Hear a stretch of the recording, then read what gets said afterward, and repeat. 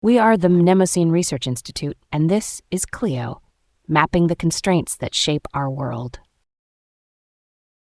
This lesson is a map of pressure, how Iranian state power, oil chokepoints, armed partners, and border crises connect across the Middle East. Start with Iran itself. It is not just a country on the Gulf. It is a plateau state, a revolutionary state, an energy state, and a security state. Tehran is the command center, but Iran's strategic reach is easiest to understand from the edges. To the southwest, the Persian Gulf narrows into the Strait of Hormuz. This is the pressure valve of the oil system. Every crisis involving Iran is partly a crisis about this passage. Even when no one closes it, risk itself becomes a market signal. Oil also explains why Iran's regional story cannot be separated from its neighbors. Iran, Iraq, Kuwait, Saudi Arabia, and the UAE were founding or early pillars of OPEC politics. The geography of production is inland and coastal. The geography of leverage is maritime. But the modern Iranian state did not form in a vacuum. Its political memory includes foreign intervention, oil nationalization, monarchy, revolution, war, and sanctions. In 1953, Prime Minister Mohammad Mossadegh was removed after a crisis over nationalized oil and foreign-backed covert action. That episode still matters because it shaped elite and popular distrust of outside power. From the start, the question was not only who ruled Iran, it was who controlled the value moving out of Iran. After the 1979 revolution, Iran fought an 8-year war with Iraq. The war hardened the regime's belief that strategic depth matters.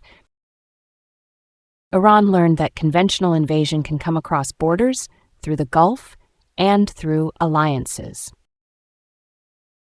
One answer was the Islamic Revolutionary Guard Corps. The IRGC is both a domestic power center and a military institution. Its Quds Force is associated in public reporting with external operations, relationships, training, material support, advisory links, and political warfare. Think of this as a network rather than a single front line. It stretches from Lebanon to Gaza, Iraq, Syria, and Yemen. It is uneven, decentralized, and politically different in every place. Lebanon is the northern pressure point on Israel. Hezbollah is not just a militia marker. It is also a Lebanese political actor, a social organization, and a military force embedded in the state's geography.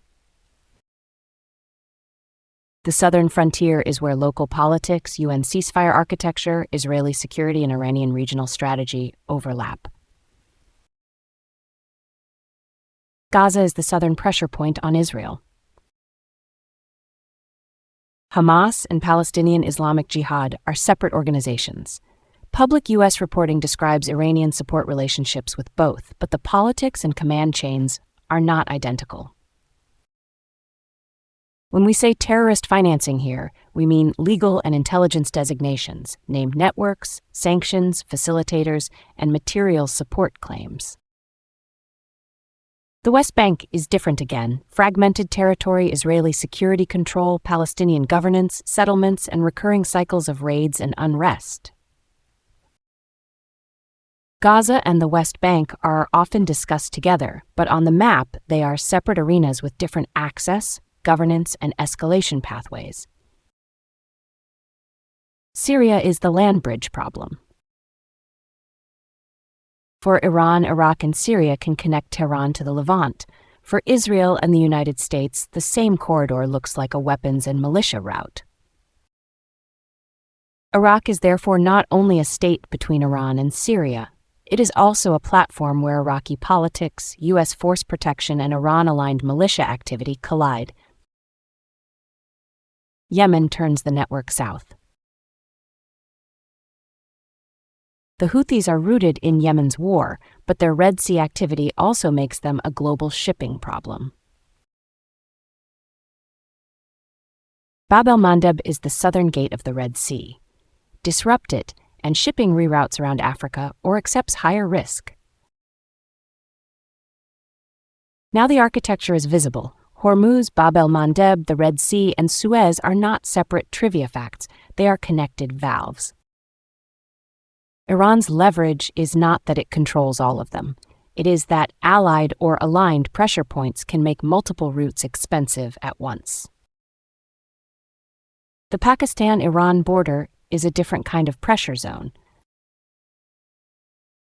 This is not the Levant and not the Gulf. It is a borderland of insurgency, smuggling, ethnic politics, and state sovereignty.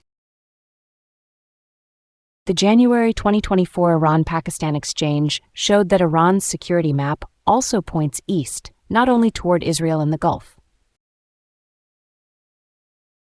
Now slow the film down and read the system as a set of escalation ladders. The first ladder is Hormuz. The strait is not a single checkpoint with a gate. It is a narrow maritime zone where Iranian coastline, Omani waters, tanker traffic, naval patrols, mines, missiles, drones, insurance markets, and political signaling all interact. A threat here does not need to sink ships to matter. Delays, warnings, seizures, exercises, and ambiguous attacks can still move prices because the market is pricing uncertainty.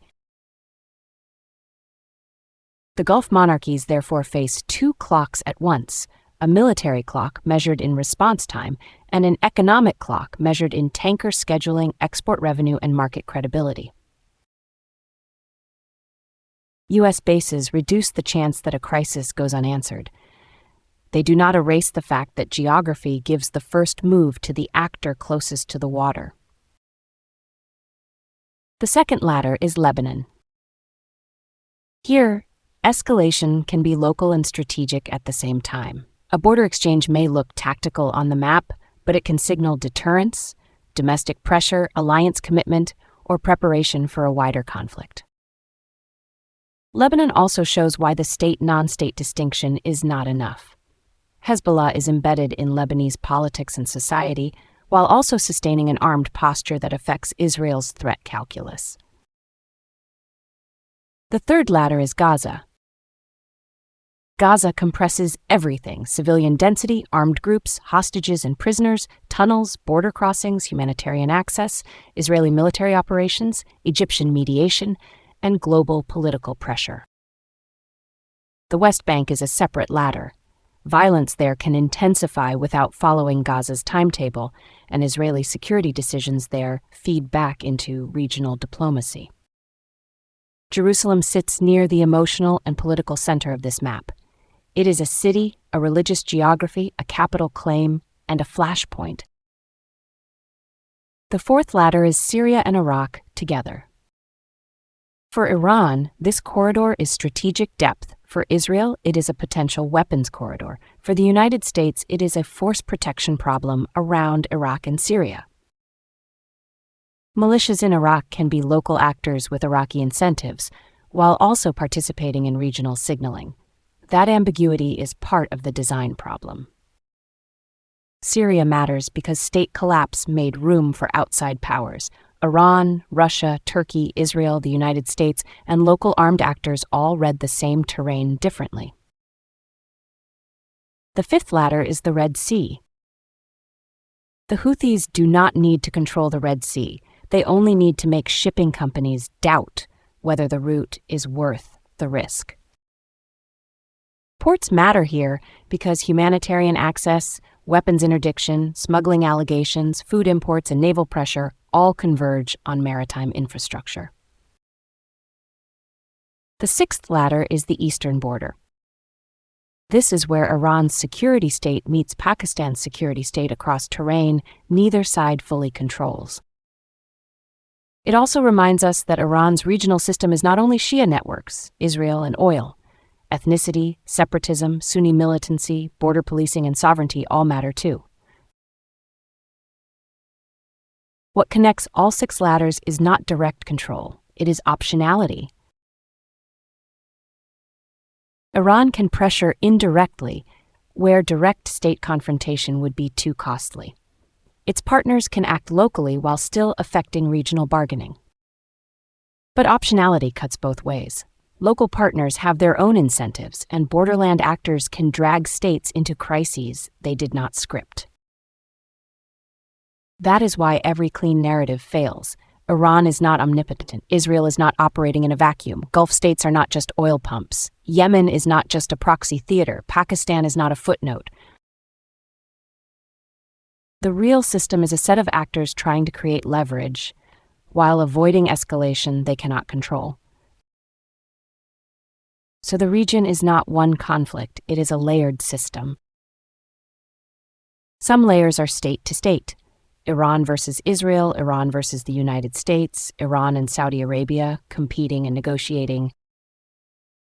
Other layers are non-state: militias, parties, armed movements, smuggling routes, sanctions networks, and local grievances.